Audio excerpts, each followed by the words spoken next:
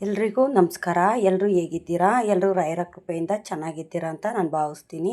ರಾಯರು ನಿಮ್ಮೆಲ್ರಿಗೂ ಸುಖ, ಶಾಂತಿ, ನೆಮ್ಮದಿ, ಆಯುಸ್ಸು, ಆರೋಗ್ಯ, ಭಾಗ್ಯ ಕೊಟ್ಟು ಕಾಪಾಡಲಿ ಅಂತ ನಾನು ಕೇಳ್ಕೊತೀನಿ. ಇವತ್ತು ಗುರುವಾರ, ರಾಯರ ವಾರ. ರಾಯರ ವಾರನ ನೀವೆಲ್ಲರೂ ಸಹ ಮಾಡಿದ್ದೀರಾ ಅಂತ ನಾನು ಅಂದ್ಕೊಂಡಿದ್ದೀನಿ. ಯಾರೆಲ್ಲ ರಾಯರ ಸೇವೆ ಮಾಡೋದಕ್ಕೆ ಸಾಧ್ಯವಾಗಿಲ್ಲ ಅಂದರೆ, ರಾಯರ ಪೂಜೆ ಮಾಡೋದಕ್ಕೆ ನಿಮ್ಗಾಗಿಲ್ಲ ಇವತ್ತು ಅಂತಂದರೆ, ರಾಯರು ನಿಮ್ಗೆ ಒಳ್ಳೇದು ಮಾಡಲಿ ಅಂತ ನಾನು ಕೇಳ್ಕೊತೀನಿ. ನಾನು ಸಹ ರಾಯರ ಪೂಜೆ ಮಾಡಿದೆ. ರಾಯರ ಪೂಜೆ ಮಾಡಿ ರಾಯರ ಮಠಕ್ಕೆ ಹೋಗೋಣ ಅಂತ ಬೇಗ ಬೇಗ ಪೂಜೆ ಎಲ್ಲ ಮುಗಿಸ್ಕೊಂಡೆ. ಅಂದರೆ ಮಾಮೂಲಿ ನಾನು ಇಲ್ಲಿ ಹತ್ರದಲ್ಲಿ ಇದೆಯಲ್ಲ ಆ ಮಠಕ್ಕೆ ಹೋಗೋಣ ಅಂತ ನಾನು ಅಂದ್ಕೊಂಡೆ. ನನ್ನ ಮಕ್ಕಳು ಅಮ್ಮ ಹೊನ್ನವ್ವ ಮಠಕ್ಕೆ ಹೋಗೋಣ ಈ ವಾರ, ಆಲೇ 3-4 ವಾರದಿಂದ ಹೋಗಿಲ್ವಲ್ಲ, ಹಂಗಾಗಿ ಹೋಗೋಣ ಅಂತ ಅಂದರು. ಸರಿ ಆಯಿತು ಅಂದ್ಬಿಟ್ಟು ಟೈಮ್ ಬೇರೆ ಆಗಿಬಿಟ್ಟಿತ್ತು. ಹೊನ್ನವ್ವ ಮಠಕ್ಕೆ ಹೋಗಬೇಕು ಅಂತಂದರೆ ನಾನು ಮನೇನ 5 ಗಂಟೆಗೆ ಬಿಡಬೇಕು. 5:15ಗೆ ಫಸ್ಟ್ ಬಸ್ ಬರುತ್ತೆ. ಆ ಬಸ್ಗೆ ಹೋದರೆ ನಾವು ಕೆಲ್ಸಕ್ಕೆ ಹೋಗೋಷ್ಟೊತ್ತಿಗೆ, ಮಕ್ಕಳು ಕಾಲೇಜು ಸ್ಕೂಲ್ಗೆ ಹೋಗೋಷ್ಟೊತ್ತಿಗೆ ಬರೋದಕ್ಕೆ ಸರಿ ಹೋಗುತ್ತೆ. ಸ್ವಲ್ಪ ಲೇಟ್ ಆಯಿತು ಅಂತಂದರೆ ಬರೋಕ್ಕಾಗೋದಿಲ್ಲ, ಲೇಟ್ ಆಗಿಬಿಡುತ್ತೆ. ಹಂಗಾಗಿ 5:15 ಆಗೋಗಿತ್ತು. ಮನೆಯಲ್ಲೇ ನನ್ನ ಮಕ್ಕಳು ಹೊನ್ನವ್ವ ಮಠಕ್ಕೆ ಹೋಗೋಣ, ಅಲ್ಲಿಗೆ ಹೋಗಬೇಕು ಅಂತ ಅನ್ನಿಸ್ತಿದೆ ಅಂತಂದರು. ಸರಿ ಆಯಿತು ಅಂತ ಅಂದ್ಬಿಟ್ಟು 5:15ಗೆ ಮನೆ ಬಿಟ್ಟು ಪೂಜೆ ಎಲ್ಲ ಮುಗ್ದಿದ ನಂತರ ಹೊರಟ್ವಿ ನಾವು. ಬಸ್ಗೆ ಹತ್ತಿದ್ವಿ. ನಾವು ಹೋಗ್ತಿದ್ದಂಗೆ ಬಸ್ ಬಂತು. ಬಸ್ ಹತ್ತಿ ಬಸ್ಸಲ್ಲಿ ಕೂತ್ಕೊಂಡ್ವಿ. ಅದು ಒಂದು 15 ನಿಮಿಷ 20 ನಿಮಿಷ ಆದರೂ ಬಸ್ ಹೊರಡಲಿಲ್ಲ. ಏಕೆಂದರೆ ಪ್ಯಾಸೆಂಜರ್ ಇರಲಿಲ್ವಲ್ಲ. ಫಸ್ಟು ಸ್ಟಾಪಲ್ಲೇ ನಾವು ಹತ್ಕೊಳ್ಳೋ ಅಂಥದ್ದು. ಹಂಗಾಗಿ ಬಸ್ ಖಾಲಿ ಇರುತ್ತೆ, ಪ್ಯಾಸೆಂಜರ್ ಇರಲಿಲ್ಲ. ಬರೀ ನಮ್ಮನೆ ಜನ ಮಾತ್ರ ನಾವಿದ್ದಿದ್ದಂಥದ್ದು. ಹಂಗಾಗಿ ಅವರು ಕಂಡಕ್ಟ್ರ್ ಹೇಳಿದ್ರು, ಇನ್ನೂ ಒಂದು 10 ನಿಮಿಷ ಆಗುತ್ತೆ ಅಂದರು. ಇನ್ನು ಇಲ್ಲೇ ಕಾಯ್ತಾ ಕೂತಿದ್ರೆ ಲೇಟಾಗಿ ಹೋಗುತ್ತೆ ಅಂದರೆ 6:15ಗೆ ನಾವಿಲ್ಲಿ ಬಸ್ ಬಿಡ್ತೀವಿ ಅಂತಂದರು. ನಾವು ಅಲ್ಲಿಂದ ಈಗ ತಾವರೆಕೆರೆಗೆ ಹೋಗಬೇಕು. ತಾವರೆಕೆರೆಗೆ ಹೋದರೆ ಅಲ್ಲಿಂದ ಇನ್ನೊಂದು ಬಸ್ ಹತ್ಕೊಂಡು ನಾವು ಹೊನ್ನಂಗಟ್ಟಿಗೆ ಹೋಗಿ ಅಲ್ಲಿಂದ ಆಟೋ ಹಿಡ್ಕೊಂಡು ಹೋಗೋಷ್ಟೊತ್ತಿಗೆ 7:15 ಆಗಿಬಿಡುತ್ತೆ, ಲೇಟ್ ಆಗಿಬಿಡುತ್ತೆ. ಮತ್ತು 7:15 ಆದರೆ ಅಲ್ಲಿ ರಾಯರಿಗೆ ಸೇವೆ ಮಾಡೋದು, ಅಲ್ಲಿ ಪ್ರದಕ್ಷಿಣೆ ಹಾಕೋದು, ಇದನ್ನೆಲ್ಲ ಮಾಡಿ ಬರೋಷ್ಟೊತ್ತಿಗೆ 8 ಗಂಟೆ ಆಗಿಬಿಡುತ್ತೆ. ಇಲ್ಲ ಆಗೋದಿಲ್ಲ ಅಂತಂದ್ಬಿಟ್ಟು ಏನು ಮಾಡಿದ್ವಿ, ವಾಪಸ್ಸು ನಾವು ಬಂದುಬಿಟ್ವಿ. ತುಂಬ ಲೇಟಾಗಿ ಹೋಗುತ್ತೆ, ಸ್ಕೂಲ್ಗೆ ಹೋಗೋಕ್ಕಾಗೋದಿಲ್ಲ ಮಕ್ಕಳು, ನನಗೆ ಕೆಲ್ಸಕ್ಕೆ ಹೋಗೋದಕ್ಕೂ ಅಷ್ಟೇ ಲೇಟ್ ಆಗುತ್ತೆ. ಮತ್ತು ನಾಷ್ಟನೂ ಸಹ ಮಾಡಿರಲಿಲ್ವಲ್ಲ, ತಿಂಡಿನೆಲ್ಲ ಮಾಡಬೇಕಾಗಿತ್ತು. ಹಂಗಾಗಿ ಲೇಟ್ ಆಗುತ್ತೆ ಅಂದ್ಬಿಟ್ಟು ಇಲ್ಲ ಬೇಡ ಬನ್ನಿ ಇಲ್ಲೇ ಮನೆ ತವಿರೋ ಮಠಕ್ಕೆ ಹೋಗೋಣ ಅಂದ್ಬಿಟ್ಟು ಬಂದ್ವಿ ನಾವು. ಅಂದರೆ 6:10 ತನಕ ನಾವು ಬಸ್ ಸ್ಟಾಪಲ್ಲೇ ಇದ್ವಿ. ಬಸ್ ಹೊರಡಲಿಲ್ಲ, ವಾಪಸ್ಸು ಬಂದ್ವಿ. ಏಕೆ ಅಂತಂದರೆ ಮನೆ ಹತ್ರ ಇರೋ ಮಠಕ್ಕೆ ಹೋಗೋಣ ಅಂತಂದರೆ ಅಲ್ಲಿ ಓಪನ್ ಮಾಡೋದೇ 7 ಗಂಟೆಗೆ. ಆ ಕಡೆಯೂ ಇಲ್ಲ ಈ ಕಡೆಯೂ ಇಲ್ಲ, ಏನು ಮಾಡೋದು, ರಾಯರು ನಮಗೆ ಅನುಗ್ರಹ ಮಾಡಲಿಲ್ವಲ್ಲ ಇವತ್ತು ಅಂತಂದ್ಬಿಟ್ಟು ನನಗೆ ತುಂಬಾ ಬೇಜಾರಾಯಿತು. ನಾನು ಮನೆಯಿಂದ 5:15ಗೆ ಹೊರಟ್ನಲ್ಲ, ನನಗೆ ಆವಾಗಲೇ ನನಗೆ ಅನ್ನಿಸ್ತು, ಅನುಮಾನ ಬಂತು, ಇಲ್ಲ ಇದು ಯಾಕೋ ಸರಿ ಹೋಗ್ತಿಲ್ಲ, ಹೋಗಬಾರ್ದು ಅಂತ ಅನ್ನಿಸ್ತು ನನಗೆ. ಆದರೂ ನನ್ನ ಮಕ್ಕಳು ಬಲವಂತದಿಂದ ನಾನು ಮಕ್ಕಳು ಕರ್ಕೊಂಡು ಹೋದೆ. ಆದರೆ ಆಗಲಿಲ್ಲ, ರಾಯರ ಅನುಗ್ರಹ ಮಾಡಲಿಲ್ಲ.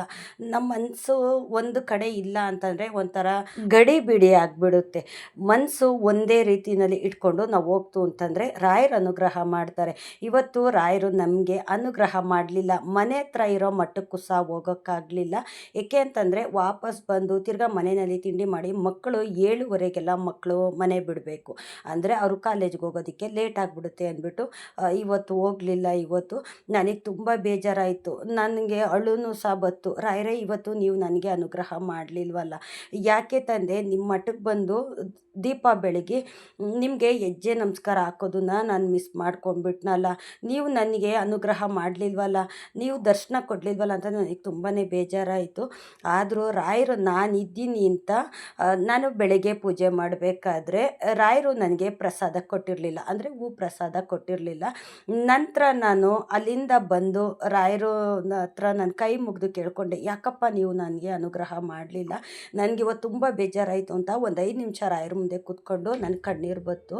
ಮತ್ತು ರಾಯರು ಮೇಲ್ಗಡೆ ಅಂದರೆ ಸೆಂಟ್ರ್ ಭಾಗದಲ್ಲಿ ಈ ಕೆಂಪು ಇಟ್ಟಿದ್ದೀನಲ್ಲ ರೋಸು, ಆ ರೋಸು ತಕ್ಷಣ ಬೀಳ್ತದು. ನಾನು ಹಾಗೆ ಕೇಳ್ಕೊತಿದ್ನಲ್ಲ, ಆವಾಗ ತಕ್ಷಣ ಬೀಳ್ತು. ರಾಯರು ನಾನಿದ್ದೀನಿ, ನನ್ನ ಮಠಕ್ಕೆ ಬಂದು ನಿನಗೆ ಸೇವೆ ಮಾಡೋಕ್ಕಾಗಿಲ್ಲ ಅಂತ ನೀನು ಚಿಂತೆ ಪಡಬೇಡ, ನೀನು ರಾಯರ ಮಠಕ್ಕೆ ಬರೋಕ್ಕಾಗಲಿಲ್ಲ ಅಂತ ನೀನು ನೋವು ಪಡಬೇಡ, ನಿನ್ನ ಜೊತೇಲಿ ನಾನಿದ್ದೀನಿ ಅಂತಂದ್ಬಿಟ್ಟು ರಾಯರು ನನ್ನ ಕಣ್ಣೆದುರುಗಡೆನೇ ನನಗೆ ಆ ಹೂ ಪ್ರಸಾದ ಕೊಟ್ಟಿದ್ದಂಥದ್ದು. ನಾವು ರಾಯರನ್ನ ಬಲವಾಗಿ ನಂಬ್ತು ಅಂತಂದರೆ ನಮಗೆ ಈ ಥರ ಸೂಚನೆ ಕೊಡ್ತಾರೆ. ನನಗೆ ಏನೋ ಒಂಥರ ಬೇಜಾರಾಗೋಯ್ತು, ಏನು ತಪ್ಪಾಗಿದೆ ನನ್ನಿಂದ. ಹೊರಟ್ವಿ, ಮನೆಯಿಂದ ಹೊರಟು ಬಸ್ಸಲ್ಲೂ ಕೂತ್ಕೊಂಡ್ವಿ. ಅಲ್ಲಿ ಒಂದು 20 ನಿಮಿಷ ಬಸ್ ಒಳಗಡೆ ಕೂತ್ಕೊಂಡು ಬಸ್ ಹೊರಡಲಿಲ್ಲ. ಮತ್ತು ಹೋಗೋಣ ಅಂತಂದರೆ ಟೈಮ್ ಆಗಿಬಿಡುತ್ತೆ, ಏನು ಮಾಡೋದು. ಮತ್ತು ಮನೆ ಹತ್ರ ಇರೋ ಮಠಕ್ಕೆ ಹೋಗೋಣ ಅಂದ್ರೂ ಸಹ ಲೇಟ್ ಆಗುತ್ತೆ, ಅಲ್ಲಿ ಬಾಗಿಲು ತೆಗೆಯೋದೇ ಲೇಟು. ಯಾಕೆ ಈ ಥರ ಮಾಡಿದ್ರಿ ಇವತ್ತು ನನಗೆ ತುಂಬ ಬೇಜಾರಾಯಿತು ಭಗವಂತ. ನಿಮ್ಮ ದರ್ಶನ ಮಾಡೋಕ್ಕಾಗಲಿಲ್ವಲ್ಲ, ನಿಮ್ಮನ್ನು ನೋಡೋ ಭಾಗ್ಯ ನಾನು ಕಳ್ಕೊಂಬಿಟ್ನಲ್ಲ, ನನಗೆ ನೀವು ಅನುಗ್ರಹ ಮಾಡಲಿಲ್ಲ ಅಂತ ನಾನು ತುಂಬ ಬೇಜಾರಾಯಿತು, ತುಂಬ ಹತ್ತೆ. ಅಂದರೆ ಸಂಜೆ ಹೋಗೋಣ ಅಂತ ಅಂದ್ಕೊಂಡೆ. ಸಂಜೆ ಹೋಗೋದು ನನಗೇನೋ ಒಂಥರ ಸರಿ ಹೋಗೋದಿಲ್ಲ. ಮನೆಯಲ್ಲಿ ನಾವಿದ್ದು ರಾಯರ ಮಠಕ್ಕೆ ಹೋಗೋದು ಅಂದರೆ ನನಗೆ ಸರಿ ಬರುತ್ತೆ. ನಾವು ಕೆಲ್ಸಕ್ಕೆ ಹೋಗಿರ್ತೀವಿ, ಅಲ್ಲಿ ಅಂಟು ಮುಂಟು ಅನ್ನೋದೆಲ್ಲ ಇರುತ್ತೆ. ಹಂಗಾಗಿ ಹೋಗೋದು ನನಗೆ ಸರಿ ಇಲ್ಲ ಅಂತ ಅನ್ನಿಸ್ತು. ಹಂಗಾಗಿ ಸಂಜೆ ಟೈಮು ನಾನು ಜಾಸ್ತಿ ರಾಯರ ಮಠಕ್ಕೆ ಹೋಗೋದಿಲ್ಲ. ಬೆಳಗ್ಗೆ ಮನೆಯಲ್ಲಿ ಪೂಜೆ ಮಾಡಿದ ತಕ್ಷಣ ನಾನು ರಾಯರ ಮಠಕ್ಕೆ ಹೋಗಿ ಅಲ್ಲಿ ರಾಯರಿಗೆ ಸೇವೆ ಮಾಡಿ ಬಂದರೆ ನನಗೆ ಸಮಾಧಾನ ಆಗುತ್ತೆ. ನಾವು ಕೆಲ್ಸಕ್ಕೆ ಹೋಗಿದ್ದು ಬಂದು ಕೈಕಾಲು ಮುಖ ತೊಳ್ಕೊಂಡು ರಾಯರ ಮಠಕ್ಕೆ ಹೋಗೋದು ಅಂದರೆ ಅದು ನನಗೆ ಸರಿ ಬರೋದಿಲ್ಲ. ಯಾಕೆ ಅಂತಂದರೆ ಅಲ್ಲಿ ನಾವು ಸಾವಿರಾರು ಜನ ನಾವು ಕೆಲಸ ಮಾಡೋವಂಥ ಜಾಗದಲ್ಲಿ ಮಾಡ್ತೀವಲ್ಲ, ಹಂಗಾಗಿ ಅಂಟು ಮುಂಟು ಈ ಥರ ಇರುತ್ತೆ. ಈಗ ಎಲ್ಲರೂ ಒಂದೇ ರೀತಿ ಇರೋದಿಲ್ಲ. ಆದರೆ ನಾನು ಹೋಗೋಕ್ಕಾಗಲಿಲ್ಲ. ಇವತ್ತು ರಾಯರು ನನಗೆ ಅನುಗ್ರಹ ಮಾಡಲಿಲ್ಲ. ತುಂಬ ನೋವಾಯಿತು, ಬೇಜಾರಾಯಿತು. ಅಂದರೆ ನಮಗೇನಾದರೂ ಪ್ರಾಬ್ಲಮ್ ಬಂದಾಗ ನಾವು ರಾಯರ ಮಠಕ್ಕೆ ಹೋಗಲಿಲ್ಲ ಅಂದಾಗಲೂ ಸಹ ನನಗೆ ನೋವಾಗುತ್ತೆ. ಆದರೆ ಇವತ್ತು ಎಲ್ಲವೂ ಸರಿ ಇತ್ತು, ರಾಯರು ಪೂಜೆ ಮಾಡಿದೆ, ಎಲ್ಲವೂ ಚೆನ್ನಾಗಿತ್ತು. ಆದರೆ ರಾಯರು ಸೇವೆ ಮಾಡೋಕ್ಕಾಗಲಿಲ್ವಲ್ಲ, ನನಗೆ ತುಂಬ ನೋವಾಯಿತು. ನೀವು ನನಗೆ ಅನುಗ್ರಹ ಮಾಡಲಿಲ್ಲ ಭಗವಂತ, ಇವತ್ತು ನನ್ನಿಂದ ಏನು ತಪ್ಪಾಯಿತು ಅಂತ ನನಗಿವತ್ತು ತುಂಬ ಬೇಜಾರಾಯಿತು. ಮಕ್ಕಳು ಸಹ ತುಂಬ ಬೇಜಾರು ಮಾಡಿಕೊಂಡ್ರು. ಪ್ರತಿ ವಾರವೂ ನನ್ನ ಮಕ್ಕಳು ರಾಯರ ಮಠಕ್ಕೆ ಹೋಗಿ ಅಲ್ಲಿ ದೀಪ ಬೆಳಗಿ ನಮಸ್ಕಾರ ಹಾಕ್ತಾರೆ. ನನ್ನ ಮಗನ ಕೈಲಿ ಅಂದರೆ ದೀರ್ಘದಂಡ ನಮಸ್ಕಾರ ಹಾಕ್ತೀನಿ. ಫುಲ್ಲು ಅವನು ಉರುಳು ಸೇವೆ ಮಾಡೋ ಥರ ಅವನು ನಮಸ್ಕಾರ ಹಾಕ್ತಾನೆ. ನಾನು ನನ್ನ ಮಗಳು ಅಲ್ಲಿ ಹೆಜ್ಜೆ ನಮಸ್ಕಾರ ಹಾಕ್ತೀವಿ. ಆದರೆ ಇವತ್ತು ಎಲ್ಲವನ್ನೂ ಮಿಸ್ ಮಾಡ್ಕೊಂಡ್ವಿ. ಸಂಜೆ ನನ್ನ ಮಗ, ಅಮ್ಮ ಬಾ ಹೋಗೋಣ ರಾಯರ ಮಠಕ್ಕೆ, ನನಗೆ ಇವತ್ತೇನೋ ಒಂಥರ ಬೇಜಾರಾಗ್ತಿದೆ, ಬೆಳಗ್ಗೆನೂ ಸಹ ಹೋಗೋಕ್ಕಾಗಲಿಲ್ವಲ್ಲ ಅಂತಂದ. ಇಲ್ಲ, ನನಗೆ ಯಾಕೋ ಸರಿ ಬರ್ತಿಲ್ಲ, ಬೇಡ ಹೋಗೋದು ಅಂತಂದ್ಬಿಟ್ಟು ನಾನು ಹೋಗಲಿಲ್ಲ. ಏಕೆ ಅಂತಂದರೆ ನಾವು ಅಂದ್ಕೊಳ್ಳೋದೇ ಒಂದು, ರಾಯರ ಇಚ್ಛೆನೇ ಒಂದಾಗಿರುತ್ತೆ. ನಾವು ಅಂದ್ಕೊಂಡಿದ್ದೆ ರಾಯರು ಮನಸ್ಸಲ್ಲಿರೋದಿಲ್ಲ. ನಾವೇನೋ ಅನ್ಕೋತೀವಿ, ನಮ್ಮಿಂದ ಏನೋ ತಪ್ಪಾಗಿದೆ, ಏನೋ ಕೆಟ್ಟದಾಗ್ತಿದೆ ಅಂತ ನಾವು ಅಂದ್ಕೋತೀವಿ. ಆದರೆ ಆ ಕೆಟ್ಟದ್ರಿಂದೇನು ಒಳ್ಳೇದಾಗುತ್ತೆ ನಿನಗೆ ಅಂತ ರಾಯರು ನಮಗೆ ಅನುಗ್ರಹ ಮಾಡಿದ್ರು. ನನ್ನ ಎದುರುಗಡೆನೇ, ನನ್ನ ಕಣ್ಮುಂದೆನೇ ನನಗೆ ಹೂ ಪ್ರಸಾದ ಕೊಟ್ಟಿದ್ದಂಥದ್ದು ನನ್ನ ತಂದೆ ರಾಯರು. ನಾನು ಅಂದ್ಕೊಂಡೆ ಆವಾಗ, ರಾಯರೇ ನನ್ನಿಂದ ಏನೋ ತಪ್ಪಾಗಿದೆ ಅಂತ ನಾನು ಅಂದ್ಕೊಂಡೆ, ಆದರೆ ಈ ರೀತಿ ನೀವು ಪ್ರಸಾದ ಕೊಟ್ಟಿದ್ದೀರಲ್ಲ, ಒಳ್ಳೆ ರೀತಿಯಲ್ಲೇ ನೀವು ಕೊಟ್ಟಿದ್ದೀರ ಅಂತ ನಾನು ಅಂದ್ಕೊಂಡಿದ್ದೀನಿ ಭಗವಂತ.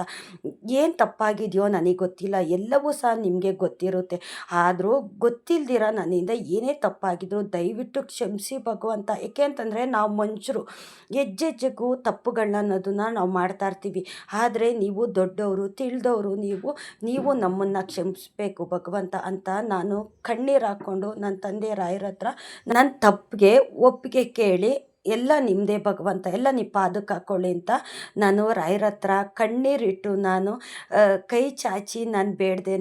ದಯವಿಟ್ಟು ನನಗೆ ಕಷ್ಟ ಮಾತ್ರ ಕೊಡಬೇಡ ಭಗವಂತ. ಸಾಕಷ್ಟು ನೋವುಗಳನ್ನು, ಅವಮಾನನೆಲ್ಲ ನಾನು ಅನುಭವಿಸಿದ್ದೀನಿ. ಆದರೆ ಈ ಥರ ಏನಾದರೂ ಒಂದು ಸೂಚನೆ ನೀವು ಕೊಟ್ಟಾಗ ಎಲ್ಲಿ ಕಷ್ಟ ಬರುತ್ತೋ, ಎಲ್ಲಿ ಕೆಟ್ಟದಾಗುತ್ತೋ, ನನಗೆ ಎಲ್ಲಿ ನಾನು ನೋವು ಪಡಬೇಕೋ, ಎಲ್ಲಿ ನಾನು ಕಣ್ಣೀರು ಹಾಕಬೇಕು ಅಂತ ತುಂಬಾ ಅಳ್ತೀನಿ ನಾನು. ಏಕೆ ಅಂತಂದರೆ ನಾನು ಇಷ್ಟಿಷ್ಟನ್ನು ಸಹ ಸೂಕ್ಷ್ಮತೆಯಿಂದ ನೋಡೋವಂಥವಳು ನಾನು. ಏನಾದರೂ ತಪ್ಪಾಯಿತು ಅಂತಂದರೆ ಅವಾಗ ನನಗೆ ಬೇಜಾರಾಗುತ್ತೆ. ಮುಂದೆ ಎಂಥ ಕಷ್ಟ ಬರುತ್ತೋ ಗೊತ್ತಿಲ್ಲ, ಆದರೆ ಆ ಕಷ್ಟ ನನಗೆ ಕೊಡಬೇಡ ತಂದೆ. ನನ್ನ ಜೀವನದಲ್ಲಿ ಸಾಕಷ್ಟು ನೊಂದುಬಿಟ್ಟಿದ್ದೀನಿ. ಬೆಂಕಿನಲ್ಲಿ ಕಬ್ಬನ್ನ ಹೇಗೆ ಬೇಯುತ್ತೋ ಆ ರೀತಿ ಕಷ್ಟದಲ್ಲಿ ನಾನು ಬೆಂದುಬಿಟ್ಟಿದ್ದೀನಿ. ಕಷ್ಟ ತಡ್ಕೊಳ್ಳೋ ಶಕ್ತಿ ನನಗೆ ಕೊಡು ತಂದೆ ನೀನು, ಆದರೆ ಕಷ್ಟ ಮಾತ್ರ ಕೊಡಬೇಡ ಭಗವಂತ. ಸಹಿಸ್ಕೊಳ್ಳೋಕ್ಕಾಗೋದಿಲ್ಲ, ಅದು ಅನುಭವಿಸೋಷ್ಟು ಶಕ್ತಿನೂ ನನ್ನಲ್ಲಿ ಇಲ್ಲ ತಂದೆ. ನಾನು ಕುಗ್ಗೋಗ್ಬಿಟ್ಟಿದ್ದೀನಿ, ನಿಮ್ಮನ್ನು ನಂಬಿದ್ದೀನಿ ನಾನು. ನನಗೇನು ಕಷ್ಟ ಬರುತ್ತೆ ಮುಂದೆ ಏನು ಬರಲ್ಲ ಅನ್ನೋದು ನಿಮಗೆ ಗೊತ್ತಿರುತ್ತಲ್ಲ, ಆ ಕಷ್ಟ ನನಗಂಟ ನೀನು ಕೊಡಬೇಡ ಅಂತ ನಾನು ರಾಯರ ಹತ್ರ ಈ ಥರ ನಾನು ಬೇಡ್ಕೋತೀನಿ ನಾನು. ಏಕೆಂತಂದರೆ ನಮ್ಮಿಂದ ಗೊತ್ತಿದ್ದೋ ಗೊತ್ತಿಲ್ಲದೇನೋ ಏನಾದರೂ ಒಂದು ತಪ್ಪುಗಳಾದಾಗ ಈ ಥರ ಏನಾದರೂ ಸೂಚನೆಗಳು ಅನ್ನೋದು ಕೊಡ್ತಾರೆ. ಅದು ನಮ್ಮಿಂದನೇ ಆಗಬೇಕು ಅಂತಿಲ್ಲ, ನಮ್ಮನೇ ಜನಗಳಲ್ಲಿ ಯಾರಿಂದನಾದರೂ ಈ ಥರ ತಪ್ಪುಗಳಾದಾಗ ದೇವ್ರುಗಳು ಒಬ್ರಿಗಾದರೂ ಒಬ್ರಿಗೆ ತಿಳಿಸಿ ಸೂಚನೆ ಕೊಡ್ತಾರೆ. ನನಗೆ ಸೂಕ್ಷ್ಮತೆಯಿಂದ ನಾನು ಅರ್ಥ ಮಾಡ್ಕೋತೀನಿ ನಾನು. ಏನಾದರೂ ಈ ಥರ ಆದಾಗ ತುಂಬ ಸೂಕ್ಷ್ಮತೆಯಿಂದ ನಾನು ಅರ್ಥ ಮಾಡಿಕೊಂಡು ದೇವ್ರ ಮುಂದೆ ಕೂತ್ಕೊಂಡು ನಾನು ಹತ್ಬಿಡ್ತೀನಿ ನಾನು.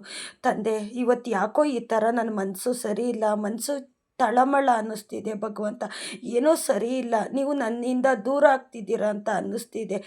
ಆದರೆ ನನಗೆ ನೀವು ಅನುಗ್ರಹ ಮಾಡಬೇಕು. ನನ್ನಿಂದ ಏನೇ ತಪ್ಪು ಆಗಿದ್ರು ಸಹ ಅದನ್ನೆಲ್ಲ ನೀವು ಹೊಟ್ಟೆಗೆ ಹಾಕ್ಕೊಂಡು ನನ್ನ ಕ್ಷಮಿಸಿ ನನಗೆ ನೀವು ಅನುಗ್ರಹ ಮಾಡಬೇಕು. ಏಕೆಂದರೆ ನಾವು ನರಮನುಷ್ಯರು, ನಾವು ತಪ್ಪು ಮಾಡ್ತೀವಿ, ನಾವು ಗೊತ್ತಿದ್ದು ಮಾಡ್ತೀವಿ, ಗೊತ್ತಿಲ್ಲದೆ ಮಾಡ್ತೀವಿ. ಆದರೆ ನಾನು ಮಾತ್ರ ಗೊತ್ತಿದ್ದು ನಾನು ತಪ್ಪು ಮಾಡೋದಿಲ್ಲ.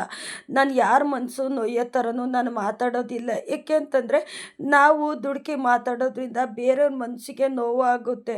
ಆ ನೋವಿಂದ ಅವರೆಷ್ಟು ಒಂಥರ ಚಿಂತೆ ಮಾಡ್ತಾರೆ, ಎಷ್ಟು ನೋವು ಅನುಭವಿಸ್ತಾರೆ. ಅದನ್ನೆಲ್ಲ ನಾನು ಸೂಕ್ಷ್ಮತೆನ ನಾನು ಅರ್ಥ ಮಾಡ್ಕೋತೀನಿ. ಆದರೂ ನನ್ನಿಂದ ಏನಾದರೂ ತಪ್ಪುಗಳಾಗಿದ್ದರೆ ದಯವಿಟ್ಟು ನಿಮ್ಮ ಹೊಟ್ಟೆಗೆ ಹಾಕೋ ಭಗವಂತ ಅಂತ ನಾವು ತಪ್ಪು ಒಪ್ಪುಗಳನ್ನೆಲ್ಲ ಭಗವಂತನ ಪಾದಕ್ಕೆ ಹಾಕಿದ್ವಿ ಅಂದರೆ ನಮಗೆ ಯಾವುದಾದ್ರೂ ಒಂದು ಕಡೆಯಿಂದ ಸೂಚನೆ ಕೊಡ್ತಾರೆ.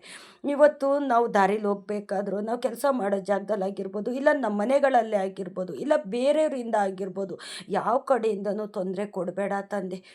ಎಂಥ ಸಮಸ್ಯೆ ಬಂದ್ರೂ ಆ ಸಮಸ್ಯೆನ ನೀನೇ ದೂರ ಮಾಡಬೇಕು ಭಗವಂತ ಅಂತ ನಾವು ರಾಯರನ್ನ ಬಲವಾಗಿ ಅವ್ರ ಪಾದ ಹಿಡಿದ್ಬಿಟ್ವಿ ಅಂತಂದರೆ ಯಾವುದಾದ್ರೂ ಒಂದು ಕಡೆಯಿಂದ ನಮಗೆ ಒಳ್ಳೇದು ಮಾಡೇ ಮಾಡ್ತಾರೆ. ಈಗ ಏನೋ ಕಷ್ಟ ಬರ್ತಿದೆ ಅಂತ ನಾವು ಅನ್ಕೋತೀವಲ್ಲ, ಆ ಕಷ್ಟ ನಮ್ಗಂಟ ರಾಯರು ಕೊಡೋದಿಲ್ಲ. ಹೇಗೋ ಒಂಥರ ಮಂಜಿನ ಥರ ಕರಗಿಸ್ಬಿಡ್ತಾರೆ. ನಮ್ಗೆ ಗೊತ್ತಾಗ್ತಿರುತ್ತೆ ಈ ಕಡೆಯಿಂದ ಕಷ್ಟ ಬರುತ್ತೆ, ಇತ್ತಿನ ಏನೋ ಕೆಟ್ಟದಾಗುತ್ತೆ ಅಂತ ನಮ್ಗೆ ಗೊತ್ತಾಗ್ಬಿಡುತ್ತೆ. ಆವಾಗ ರಾಯರು ನಾವು ಅಂದ್ಕೊಳ್ಳೋದಕ್ಕಿಂತ ಹೆಚ್ಚಾಗಿ ನಮಗೆ ಅನುಗ್ರಹ ಮಾಡ್ತಾರೆ, ಕಷ್ಟ ನಮಗೆ ಕೊಡೋದಿಲ್ಲ. ಈ ಥರ ಸೂಚನೆನ ನನಗೆ ಸುಮಾರು ಸತಿ ರಾಯರು ಕೊಟ್ಟಿದ್ದಾರೆ. ಹಂಗಾಗಿ ರಾಯರ ಮುಖನೇ ನೋಡಬೇಕು, ರಾಯರಿಗೆ ಸೇವೆ ಮಾಡಬೇಕು ಅಂತಂದರೆ ನನಗೆ ತುಂಬ ಅಂದರೆ ತುಂಬ ಇಷ್ಟ. ನನಗೆ ಅಂತಲ್ಲ, ಸುಮಾರು ಜನ ಗುರುವಾರ ಬಂದರೂ ಸಾಕು ಏನೋ ಒಂಥರ ಹಬ್ಬದ ವಾತಾವರಣ. ನಾನು ಯಾವ ಥರ ಪೂಜೆ ಮಾಡ್ತೀನಿ ಅನ್ನೋದು ಬರೀ ನಮಗೆ ಮಾತ್ರ ಸರಿ ಇರುತ್ತೆ. ಆದರೆ ಬೇರೆಯವರು ಅವ್ರವ್ರ ಪೂಜೆ ಮಾಡೋದು ಅವ್ರವ್ರಿಗೆ ಸರಿ ಇರುತ್ತೆ. ಈಗ ನಾನು ಅನ್ಕೋತೀನಿ ಬೇರೆಯವ್ರು ಪೂಜೆ ಮಾಡೋದು ನೋಡಿ ನೋಡಿ ನನಗಿಂತ ಚೆನ್ನಾಗಿ ಎಷ್ಟು ಚೆನ್ನಾಗಿ ಅವರು ಪೂಜೆ ಮಾಡ್ತಾರಲ್ಲ, ಯಾವ ಥರ ಅವರು ರಾಯರ ಹತ್ರ ಬೇಡ್ಕೋತಾರೆ, ಯಾವ ರೀತಿ ರಾಯರು ಅವ್ರ ಕಷ್ಟನೆಲ್ಲ ದೂರ ಮಾಡ್ತಾರೆ ಅಂತ ಇದನ್ನೆಲ್ಲ ನಾನು ಅಬ್ಸರ್ವ್ ಮಾಡ್ತೀನಿ ನಾನು. ಏಕೆಂತಂದರೆ ಎಲ್ಲ ನಾವು ಮಾಡೋದೇ ಸರಿ ಅಂತ ಅಂದ್ಕೊಳ್ಳೋದಕ್ಕೆ ಹೋಗ್ಬಾರ್ದು. ನಮಗಿಂತನೂ ಇನ್ನೂ ಚೆನ್ನಾಗಿ ಬೇರೆಯವ್ರಿಗೆ ರಾಯರು ಅನುಗ್ರಹ ಮಾಡ್ಬೋದು. ನಾನು ಅನ್ಕೋತೀನಿ ನಿಮ್ಮನ್ನು ಯಾರೆಲ್ಲ ಕಷ್ಟ ಅಂತ ಬೇಡ್ತಾರೋ, ಸೆರಗೊಡ್ಡಿ ಕೈ ಚಾಚಿ ಬೇಡ್ತಾರೋ ಅವ್ರ ಕಷ್ಟನೆಲ್ಲ ನೀನು ದೂರ ಮಾಡಬೇಕು. ಸುಮಾರು ಜನಕ್ಕೆ ನೀವು ಅನುಗ್ರಹ ಮಾಡ್ತಿಲ್ಲ ಅಂತ ತುಂಬಾ ನೋವು ಪಡ್ತಿದ್ದಾರೆ, ಕಣ್ಣೀರು ಹಾಕ್ತಿದ್ದಾರೆ. ಅವ್ರು ಕಣ್ಣೀರು ಹಾಕೋ ಥರ ನೀನು ಮಾಡಬೇಡ ತಂದೆ. ಎಲ್ರಿಗೂ ನೀನು ಒಳ್ಳೇದು ಮಾಡಲೇಬೇಕು. ಯಾರ್ಯಾರು ರಾಯರ ಪಾದ ಹಿಡ್ದಿದ್ದಾರೋ ಅವ್ರಿಗೆಲ್ರಿಗೂ ಸಹ ನೀವು ಅನುಗ್ರಹ ಮಾಡಬೇಕು. ಬೇರೆ ಕಡೆಯಿಂದ ಕಷ್ಟ ಬಂದರೂ ಸಹ ಕಷ್ಟನ ಅವ್ರಿಗೆ ಕೊಡಬೇಡಿ ತಂದೆ. ಆ ಕಷ್ಟನೆಲ್ಲ ನೀವು ಮಂಜಿನ ಥರ ಕರಗಿಸ್ಬಿಟ್ಟು ಅವ್ರಿಗೆ ಒಳ್ಳೆಯ ದಾರಿನಲ್ಲಿ ನಡೆಯೋ ಅಂಥ ಸೂಚನೆ ಕೊಡಿ ಭಗವಂತ ಅಂತ ನಾವು ಕೇಳ್ಕೊಳ್ಳೋ ಅಂಥದ್ದು. ಏಕೆ ಅಂತಂದರೆ ರಾಯರಿದ್ದಾರೆ ನಮ್ಮ ಜೊತೇಲಿ. ನಾವು ಯಾರ್ಯಾರನ್ನೂ ನಂಬಿಲ್ಲ, ನನ್ನ ತಂದೆ ಗುರು ರಾಯರನ್ನ ನಂಬಿರೋದು. ನಮಗೆ ಗುರುಬಲ ಬೇಕು ಅಂತಂದರೆ ನನ್ನ ತಂದೆ ರಾಯರು ನಮ್ಮ ಜೊತೇಲಿದ್ದರೂ ಸಾಕು, ನಮಗೆ ಗುರುಬಲ ಇದ್ದಾಗೆ. ರಾಯರು ಒಬ್ಬರನ್ನ ಪೂಜೆ ಮಾಡಿದ್ರು ಸಾಕು, ಹಲವಾರು ದೇವರುಗಳ ಆಶೀರ್ವಾದ ನಮಗೆ ಸಿಕ್ಕುತ್ತೆ. ರಾಯರು ಒಬ್ಬರನ್ನ ನಾವು ಬೇಡಿದ್ರೆ ಸಾಕು, ಎಲ್ಲ ದೇವ್ರುಗಳು ಆಶೀರ್ವಾದ ಮಾಡ್ತಾರೆ. ಏಕೆಂತಂದರೆ ರಾಯರು ಮುಕ್ಕೋಟಿ ದೇವತೆಗಳ ಪ್ರೀತಿಯ ಮಗ. ಎಲ್ಲ ದೇವತೆಗಳನ್ನು ಪೂಜೆ ಮಾಡ್ತಿರೋ ಅಂಥವ್ರು ರಾಯರು.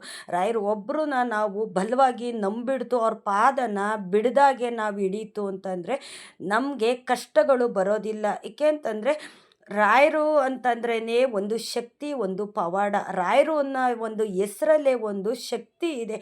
ರಾಯರು ಮುಖ ನೋಡಿದ್ರು ಸಾಕು, ನನಗೆ ಏನೇ ಒಂದು ನೋವಿದ್ರು, ಕಷ್ಟ ಇದ್ದರೂ, ಏನೋ ಒಂಥರ ಸಮಸ್ಯೆ ಇದ್ದರೂ ಸಹ ಅದನ್ನೆಲ್ಲ ದೂರ ಮಾಡ್ತಾರೆ.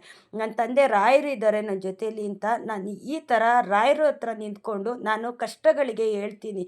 ನೀವು ಎಷ್ಟು ಕಷ್ಟ ಕೊಡ್ತೀರೋ ಕೊಡಿ, ಆದರೆ ನನ್ನ ತಂದೆ ರಾಯರಿದ್ದಾರೆ ನನ್ನ ಜೊತೇಲಿ. ನಾನು ರಾಯರನ್ನ ಬಲವಾಗಿ ನಂಬಿದ್ದೀನಿ. ಬಂದಿದ್ದೀನಿ. ನೀವು ರಾಯರು ದಾಟಿ ನನ್ನ ಗಂಟ ನೀವು ಬರೋಕ್ಕಾಗೋದಿಲ್ಲ. ಏಕೆಂತಂದರೆ ನಾನು ಯಾರಿಗೂ ಮೋಸ ಮಾಡಿಲ್ಲ, ಯಾರ ಋಣನೂ ನಾನು ಕಿತ್ಕೊಂಡು ತಿಂದಿಲ್ಲ.